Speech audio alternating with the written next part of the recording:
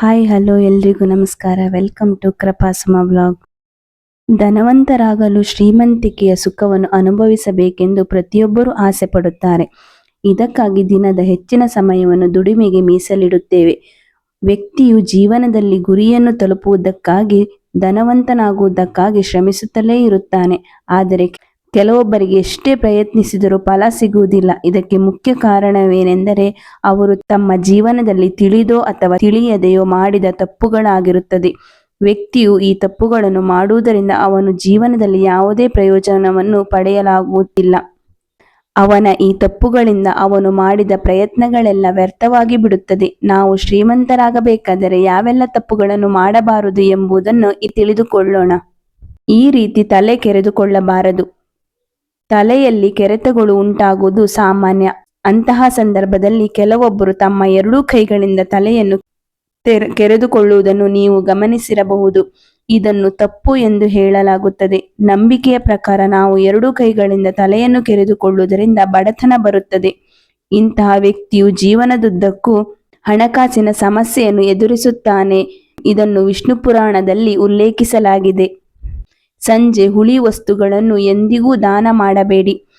ನಂಬಿಕೆಗಳ ಪ್ರಕಾರ ಒಬ್ಬ ವ್ಯಕ್ತಿಯು ಸಂಜೆ ಹಬ್ಬದ ವಸ್ತುಗಳನ್ನು ಎಂದಿಗೂ ದಾನ ಮಾಡಬಾರದು. ಮೊಸರು, ಮಜ್ಜಿಗೆ, ಉಪ್ಪಿನಕಾಯಿ ಇತ್ಯಾದಿಗಳನ್ನು ಎಂದಿಗೂ ದಾನ ಮಾಡಬೇಡಿ. ಲಕ್ಷ್ಮೀ ದೇವಿಯು ಕೋಪಗೊಂಡು ನಿಮ್ಮ ಮನೆಯಿಂದ ಹೊರಟು ಹೋಗುತ್ತಾಳೆ. ಸಂಜೆ ಉಪ್ಪನ್ನು ದಾನ ಮಾಡುವುದನ್ನು ಸಹ ನಿಷೇಧಿಸಲಾಗಿದೆ. ಉಪ್ಪು ದಾನ ಮಾಡಿದರೆ ಮನೆಯಿಂದ ಲಕ್ಷ್ಮಿ ಆಶೀರ್ವಾದ ದೂರವಾಗುತ್ತದೆ. ನೀವು ಯಾರಿಗಾದರೂ ಸಾಲ ನೀಡುವುದಾದರೆ ಅದನ್ನು ಮುಸ್ಸಂಜೆ ಸಮಯದಲ್ಲಿ ಅಥವಾ ಸಂಜೆ ಸಮಯದಲ್ಲಿ ನೀಡಬಾರದು. ಸಂಜೆ ಸಮಯದಲ್ಲಿ ಅಥವಾ ಸೂರ್ಯಾಸ್ತದ ನಂತರ ಹಣವನ್ನು ಯಾರಿಗಾದರೂ ಸಾಲವಾಗಿ ನೀಡುವುದರಿಂದ ಲಕ್ಷ್ಮೀ ದೇವಿ ನಮ್ಮ ಮೇಲೆ ಕೋಪಿಸಿಕೊಳ್ಳುತ್ತಾಳೆ, ಹಣಕಾಸಿನ ಸಮಸ್ಯೆಯನ್ನು ಸೃಷ್ಟಿಸುತ್ತಾಳೆ. ಮಹಿಳೆಯರನ್ನು ಅವಮಾನಿಸಬೇಡಿ. ಮಹಿಳೆಯರನ್ನು ಯಾವ ಮನೆಯಲ್ಲಿ ಅವಮಾನಿಸಲಾಗುತ್ತದೆಯೋ ನಿಂದಿಸಲಾಗುತ್ತದೆಯೋ ಅಂತಹ ಮನೆಗಳಲ್ಲಿ ಲಕ್ಷ್ಮೀ ದೇವಿ ಎಂದಿಗೂ ವಾಸವಾಗಿರುವುದಿಲ್ಲ. ಲಕ್ಷ್ಮೀ ದೇವಿ ಅಂತಹ ಮನೆಯಿಂದ ಯಾವಾಗಲೂ ಅಂತರವನ್ನು ಕಾಪಾಡಿಕೊಳ್ಳಲು ಬಯಸುತ್ತಾಳೆ. ಮಹಿಳೆಯರನ್ನು ಅವಮಾನಿಸುವುದರಿಂದ ಒಬ್ಬ ವ್ಯಕ್ತಿಯು ಬಡತನಕ್ಕೆ ಗುರಿಯಾಗುತ್ತಾನೆ. ದಾರಿದ್ರ್ಯದಿಂದ ಆತನ ಜೀವನ ನರಕವಾಗುತ್ತದೆ. ಮಹಿಳೆಯರನ್ನು ಯಾವ ಮನೆಯಲ್ಲಿ ಗೌರವಿಸಲಾಗುತ್ತದೆಯೋ ಅಂತಹ ಮನೆಯಲ್ಲಿ ಸದಾ ಲಕ್ಷ್ಮೀ ದೇವಿ ವಾಸವಾಗಿರುತ್ತಾಳೆ. ಸೂರ್ಯೋದಯದ ನಂತರವೂ ಮಲಗುವುದು. ಸೂರ್ಯೋದಯದ ನಂತರ ಮಲಗುವುದರಿಂದ ಸೂರ್ಯ ದೇವರ ಕೃಪೆ ವ್ಯಕ್ತಿಯ ಮೇಲೆ ಉಳಿಯುವುದಿಲ್ಲ.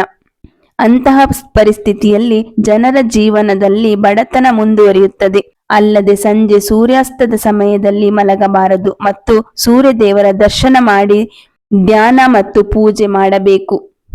ಈ ಸಮಯದಲ್ಲಿ ದೇವರು ಮತ್ತು ದೇವತೆಗಳು ಮನೆಯನ್ನು ಪ್ರವೇಶಿಸುತ್ತಾರೆ ಎನ್ನುವ ನಂಬಿಕೆ ಇದೆ.